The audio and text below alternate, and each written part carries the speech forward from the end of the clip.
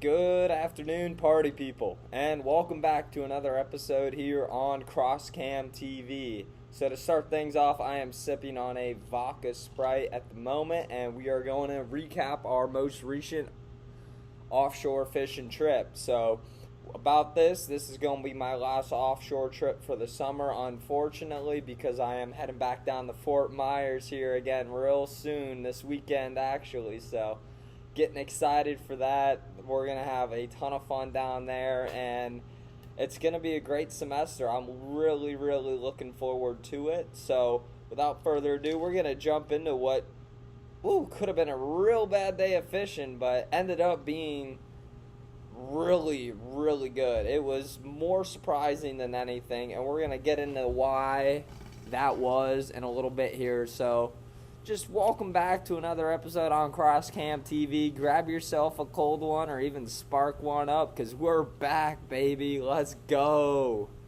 So, happy 4th of July, everybody. We actually started the day off by hitting the Sandbar. We broke our way out there. It was left the dock at 8:30, so we got out there about 9:30, 9:45, anchored, and we were finally all in the water by 10 in the morning, beer in hand. We were cranking early.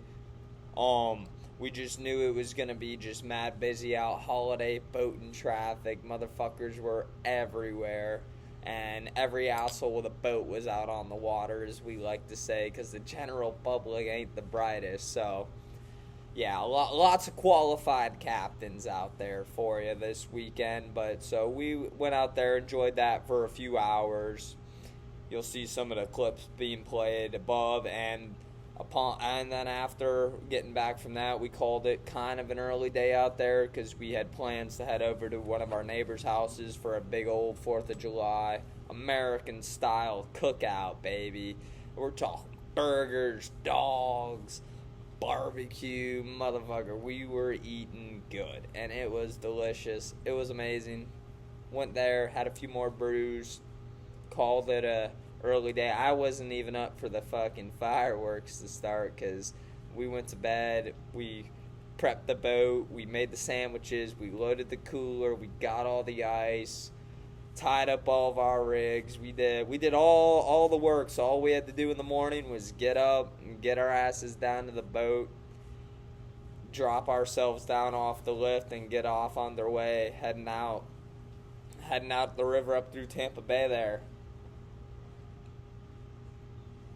And so that's what we ended up doing, and it was very weird start to the day. So obviously we had to be up mad early, ass crack of dawn, and as dawn was cracking, fat ass mosquito just raped my neck.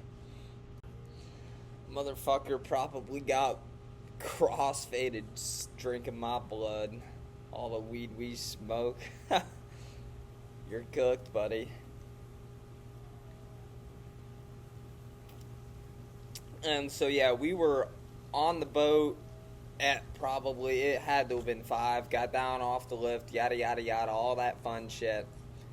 And up over, you seen the process, how we do things before getting up out of the neighborhood. A little bit of work, but hey, it's worth it to be maintained in that fresh water in here versus that salt.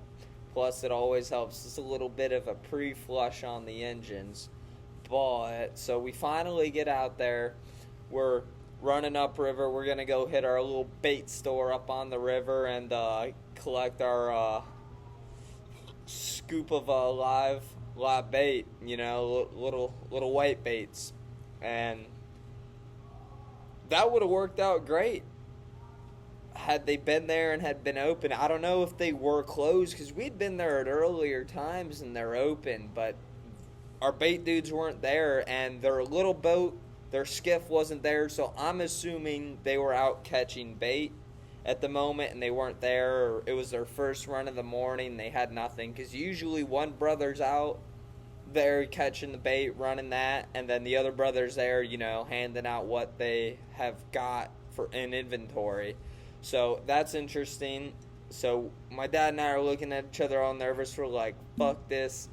we're just gonna go straight out there, get offshore. The hell with this. We're not waiting on it. Like, we don't, because you just don't know when they'll be back. It could have been 5 minutes. It could have been 30. It could have been an hour. So we're just at that point, because we're gonna go catch our own big baits off a couple miles offshore before we make the long run to really get ourselves out there. So we make it was about maybe 15-20 minute run, get 5-6 miles offshore to our previous couple times this summer where we seen all them big bait balls out there, and we've been able to go catch 20-30 of them just on as addition to the baits we bought. And then, like, because we'll use those and we'll cut them up and throw them in as chum, but to have zero live bait, because we were running out there wasn't nothing. You couldn't find any of them. And then it was like the one bait ball we did end up finding, it was super small, and those motherfuckers were scattered. They were moving all over the goddamn place. By the time we got on top of them so I could drop down and try and catch them, they were fucking 100 yards that way. It's like, yeah, so we dicked around with that for 30 minutes, and we're like, see, this is why we thought it was going to be a rough day, because it's just, you got to have that variety out there, and then not have the live baits. It's like when all else fails, you whip out the live bait. So to be going out there with zero live bait, because we couldn't buy any, we had no shrimp, we had no greenies, we had no pinfish. It was looking to be a real long fucking day offshore. And then on top of this, the forecast was great. It was supposed to, we had a slight wind in the morning, getting out there, whatever, slight chop, ain't nothing to it. And then it was supposed to lay down and be totally like flat and calm out there, zero wind, so we would have been just out there fucking cooking. So I'm kind of glad that wasn't the case. The breeze kind of stayed the same all day, just a little change of direction, and then the currents and all that. So it was weird day. So we finally make it all the way out there.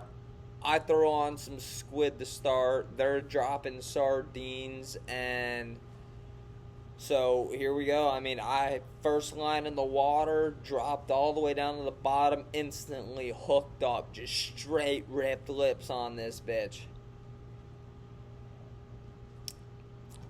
Reel it up right immediately, right what we're looking for, American red snapper. And sucks, it was small, wasn't a keeper, so lights just kicked on out here, ain't that a bitch. But yeah, the lights, so we brought up that American red snapper, and it was too small to keep, so we released it. But it was a great sign. We only had we didn't even get the other rods baited up and dropped down. We already had one American red up in the boat, so it was a great sign for the day, especially once again because we did not have live bait with us. Our screen was lit from 75 foot down to 120 foot. It was just action all the way. And so we have 6 of us on the boat. 5 of us were fishing. 1 of us was just out there for the ride, tanning, just getting the experience in of the offshore lifestyle. One of them, my buddy Preston. He's been out with us a time or two before, never made it featured in the video. But, so he kind of knows the deal out there. And then his dad was out with us, his first time out there really offshore fishing, or really saltwater fishing for that matter. They'd always walleye fish and perch fish with us up there in Ohio on Lake Erie. Shout out that last video, Cleveland, man. Great trip. But, yeah, so they got busy with that. We got into the American Reds early. They were all small, man. A lot of fucking small ones for them coming up on the end of season. I'm like, God damn. We were releasing tons of babies. And then all of a sudden, we stick a stud. And this thing was nice. Big Rick killed it. He killed it. almost had the rod ripped out of his hands, but he stuck that fucker on a sardine. And about 10 minutes later, he brought that sucker up off the bottom, and we netted it, and, well, threw that fucker on ice. It was, way too nice. Can't pass that up.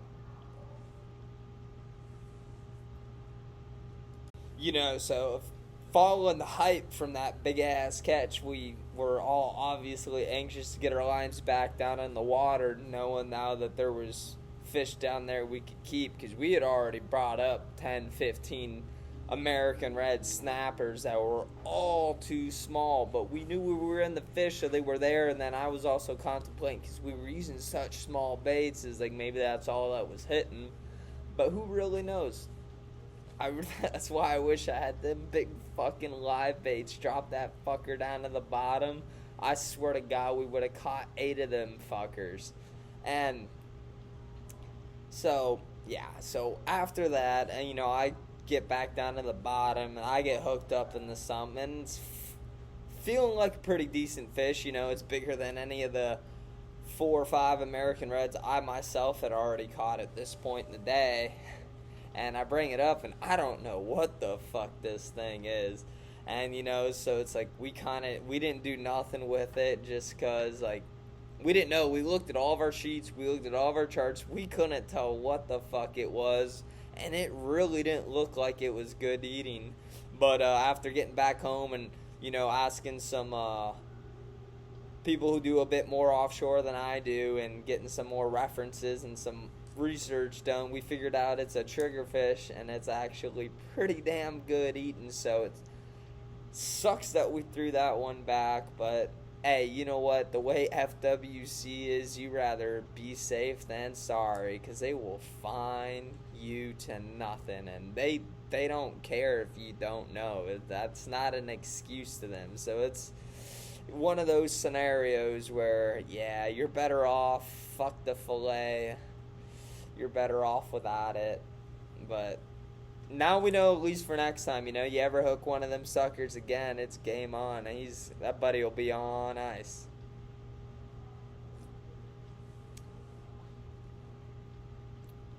So, yeah, we had a great time out there on our American Red spot. We were killing it in the fish all day. Half the times as soon as we were hitting bottom, we were getting hooked up and fight was on, reeling shit all the way back on up. But it was, who the fuck's doing fireworks, my guy? It is 6 days after July 4th. That's the American spirit. That guy's a true patriot. I'll drink to that. Woo!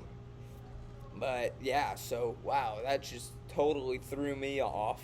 ADHD kicking in. We're gonna get into how that came to be here too, coming up soon on another episode. It's gonna be a whole sequence of events, sequence of episode, a 9-parter, baby. So be ready on that one. Wasn't ready to reveal that, but Jesus Christ, it's pretty obvious I have my attention span's like that, because it is what it is.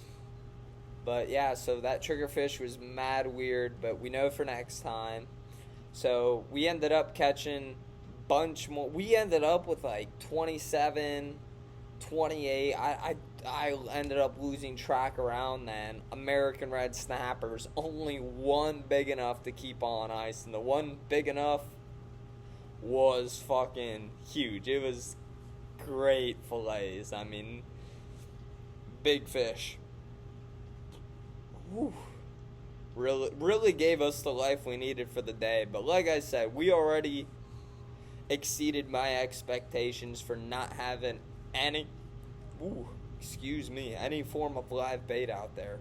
Past the expectation. So after we caught plenty of American reds and had fun in that sense, we kind of went to go look for something bigger.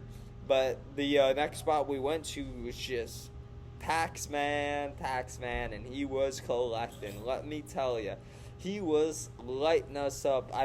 The one nice fish I did have on, because it was a completely different fight, got smoked by a shark. The drag went off on just screaming. It was insane. And then obviously broke me off, which kind of sucked. But yeah, everybody got a shark, which was super cool, especially for them and only freshwater fishing all their life. Oh, my ankles are getting mauled by these mosquitoes out here.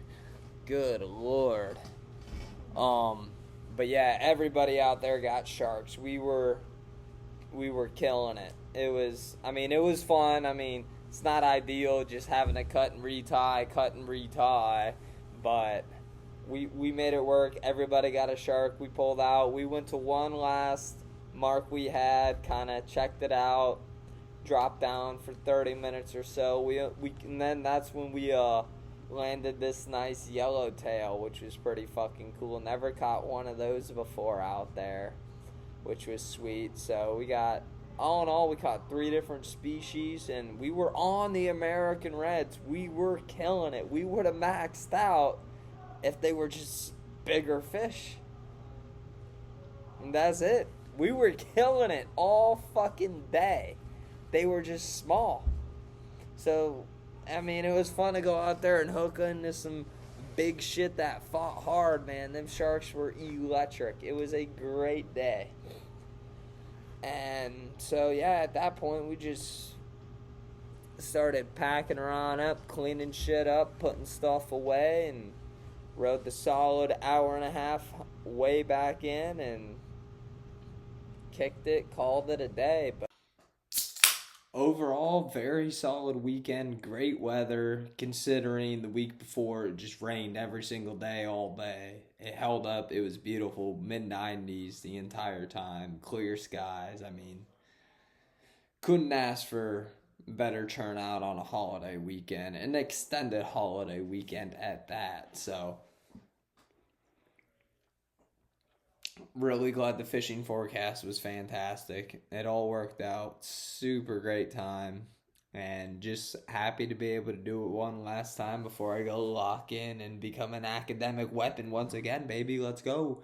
CCTV, this is going to be it for Offshore Fishing episode 3. We really hope you enjoyed. We really hope you crank some beers with me on this one. And then, well, we really hope to catch you back here on next time. Stay tuned. CCTV. Blacking out.